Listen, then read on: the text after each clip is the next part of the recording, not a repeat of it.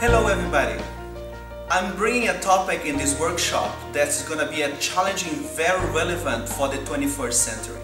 Right now, we are engaged with 4 generations in the marketplace, in the ministry, homes and community.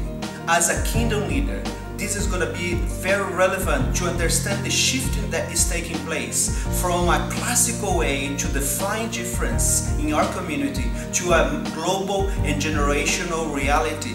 So you can minister can be more effective, can be more engaging with the multi-generation that is already present where you are.